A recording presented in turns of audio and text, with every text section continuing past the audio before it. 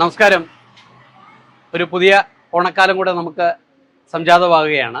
ഈ ഓണക്കാലത്ത് ഞാൻ വാഴ എന്ന് പറഞ്ഞ ഒരു പടം, നമുക്കറിയാം, ഈ അടുത്ത കാലത്തെ ഏറ്റവും സൂപ്പർ ഹിറ്റ് ഒരു പടമാണ്.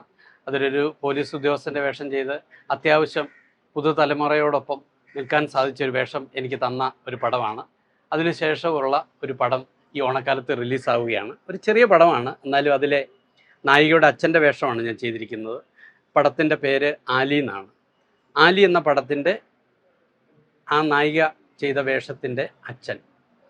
ഈ ഓണക്കാലത്ത് എല്ലാവരും ഒരു ചെറിയ നാടൻ വിഭവങ്ങളോട് കൂടിയ ഒരു സദ്യ കഴിക്കുന്ന ആസ്വാദനത്തിൽ ഇത് സ്വീകരിക്കണമെന്നാണ് എൻ്റെ അഭ്യർത്ഥന. എല്ലാവരും കാണുക.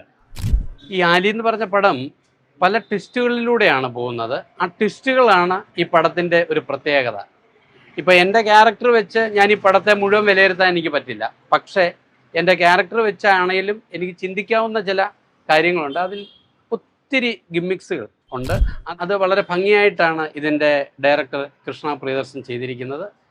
തീർച്ചയായിട്ടും ഒരു ചെറിയ പടമാണ്, പക്ഷേ എല്ലാവർക്കും സ്വീകരിക്കാൻ പറ്റുന്ന ഒരു എന്താ പറയുക, ഒരു നാടൻ വിഭവത്തിൻ്റെ ഒരു കഥയാണ്. അത് എല്ലാവരും ഇരുകൈ നീട്ടി സ്വീകരിക്കാൻ സാധിക്കുമെന്നാണ് വിശ്വാസം.